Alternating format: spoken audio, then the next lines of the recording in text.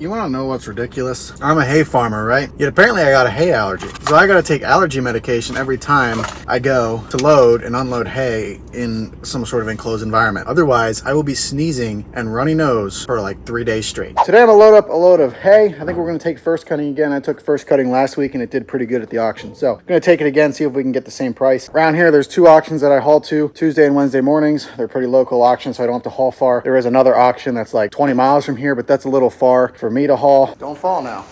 You might fall. Stay there. Don't go anywhere.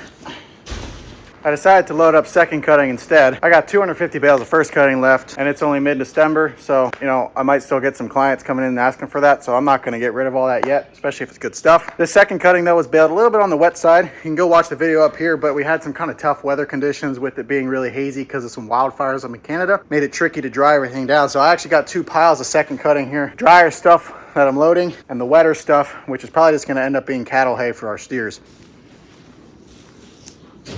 Now that I'm getting into the pile, the stuff don't actually look that bad. Some really good grass in here. It's got some decent color. It's kind of hard to tell in the barn just because the lighting's not the best. But I mean, you look at the cross section, that's some pretty green stuff. This is first cutting. That's also really green stuff as well. So honestly, I'm kind of hopeful that this stuff will do all right. I'm not expecting 340 a ton, but if it did, honestly, if it did 260, 270, I would still take it. All loaded up. Now what I do is I take some 2x4s here, lay them on the edges, strap it down, and it holds it pretty tight. Still trying to figure out the best way to stack the bales so I don't have to worry about bales coming off the back. I think I found the way I want to stack it though. Stack the bottom layer long ways, middle layer this way, and the top layer long ways.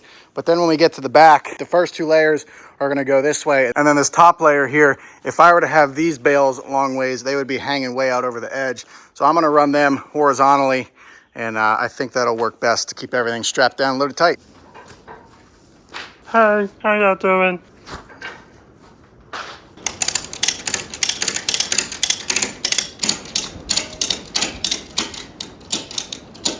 Oh yeah, I think we should be just fine. The thing with small bales is they're spongy. They're not as dense as round bales or big bales, so strapping them down can be a little tricky sometimes because there's still some flex in here. It's just that they're spongy. Anyway, I think they'll be all right. I haven't lost any yet, so I think we should be all right. So just got the load weighed. We weigh approximately 2,200 pounds, which is like 1.1 tons. And if we bring 270 a ton, that's just about 300 bucks. This is a smaller load than I had last week. Last week I had, I think, 3,200 pounds on here, which came out to like 1.6 ton. This one is a little bit lighter load. I've got a pile of hay and straw to sell, but I've got 2 auctions a week and it's mid-December now, so I got a lot of time. Plus I want to hold on to some, you know, for retail and that sort of thing. And I got a couple buyers that I know will need some here in a few months. So I'm not looking to take huge loads, and for us the smaller loads seem to sell better. Even at auctions, the smaller loads seem to sell better, at least around here. So this load will do just fine, hopefully. Like I said, if it brings 260, 270 a ton, I'll be happy with it. You're probably thinking, Jake, why in the world do you only want 260, 270 a ton for that beautiful second cutting? Well, it was baled a little bit on the wetter side because of just tough weather conditions. But after getting into the pile, it seems to be pretty decent stuff. But like I said, I can't guarantee that there's not going to be any dust or mold in it. And for horse hay, that's a tough selling point because horses can get colic from dust or mold. So it looks really good. And if there's a cattle buyer there that's like, hey, that's some darn good second cutting, I mean, this stuff would be awesome for steers. I mean, our steers would gobble this up. Even the stuff that I know is dusty and moldy, the steers will gobble it up. This stuff right here, I know the steers will just have at this stuff.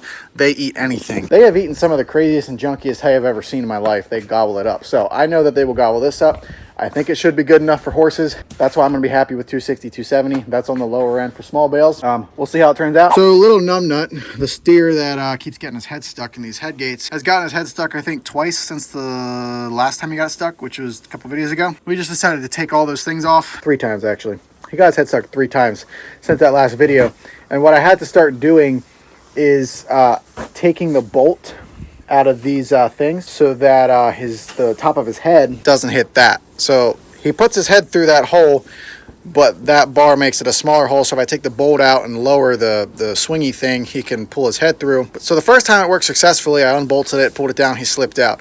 The second time, he kind of stole that from me and ran away with it. Fortunately, I had the gate shut, so he was stuck in here, and I couldn't really get the thing off him, so I just left him alone in here. Came back an hour later. He had somehow gotten it off his head by himself. It happened again the other day when I wasn't here. My dad came out and did the same thing. He ran away with it, but my dad was actually able to walk up to him and pull it off of his head. Anyway, we got sick and tired of him doing it, so we just pulled all these things off, and eventually, when he gets to be about these guys' size, he won't be able to stick his freaking head through that hole, and we can put him back on. Well, I just delivered this load of hay to a guy down in Maryland.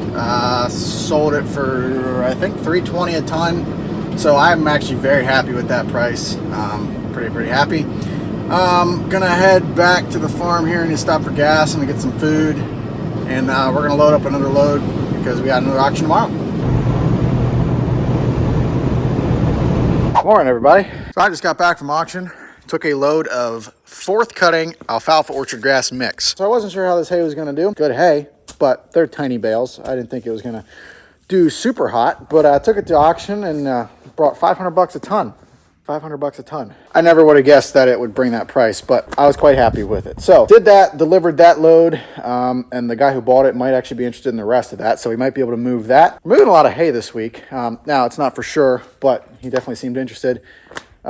And if he doesn't take it, it should still do well at auction yet. The second thing I did today is we're working on this loader cylinder. So this loader cylinder was leaking. We got it fixed 2 years ago, and it's leaking again. So there's a different hydraulic shop I'm going to take it to. It's a little more local, so hopefully they'll do a little bit better job. But got the thing off, and taking cylinders off is just an oily mess. And it's terrible. I got oil on my hands. I really don't know how I'm gonna function the rest of the day with oil on my hands. Like, my day is ruined because there's oil on my hands. I'm kidding. Anyway, I'm gonna take the cylinder to the shop. It won't be done today. I don't even know if it'll be done this week. Christmas time, so I don't know what their hours are. Hopefully they're open, honestly. But I want to get this thing fixed before we get a bunch of snow. It is winter time. It's cold enough for it to snow.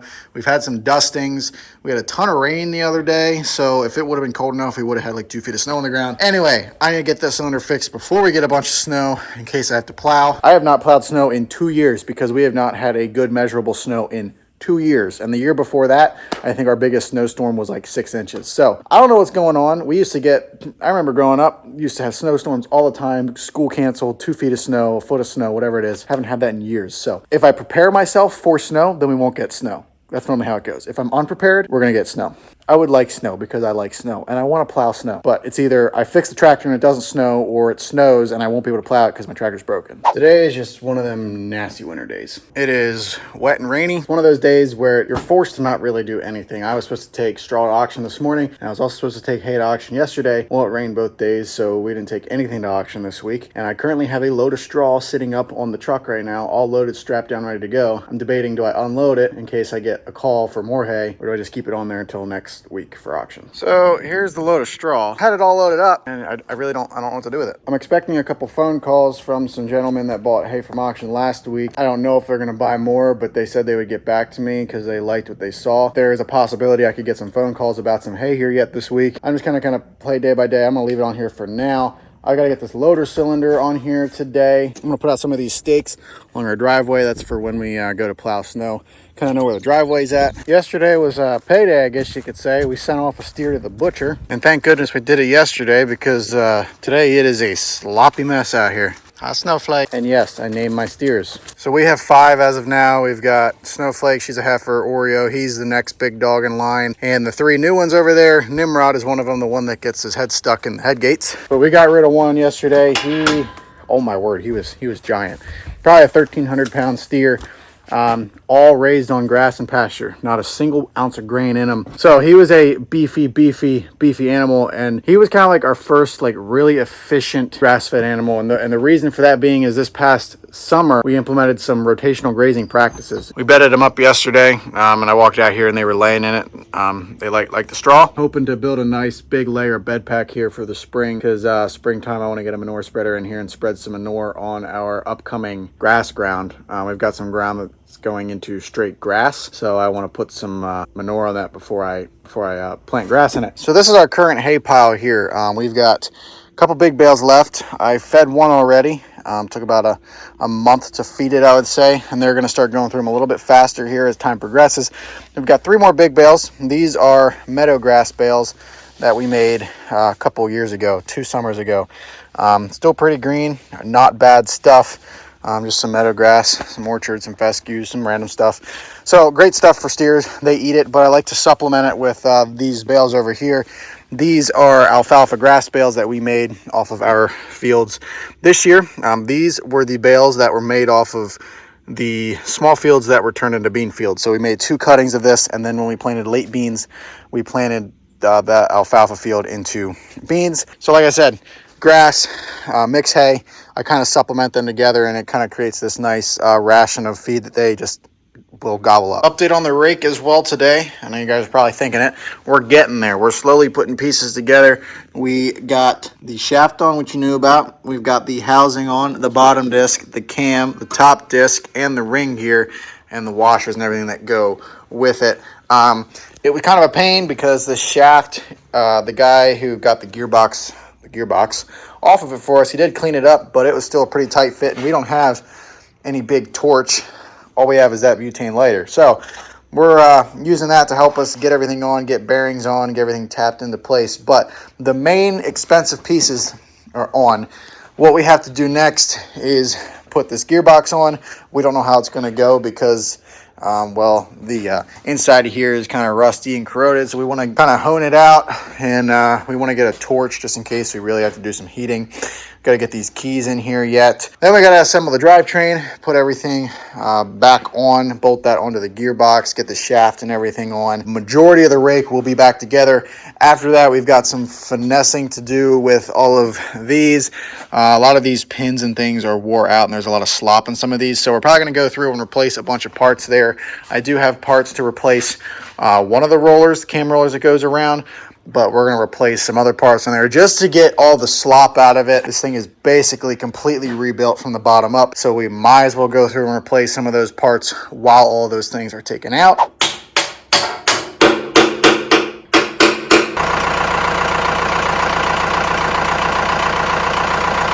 Well, I fought for about an hour trying to get those pins in. I don't know what was going on this time.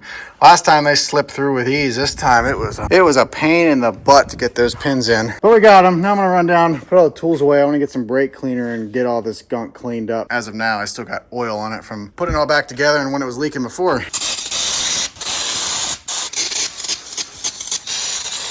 And that, ladies and gentlemen, is the most efficient way to get rid of a can of brake cleaner.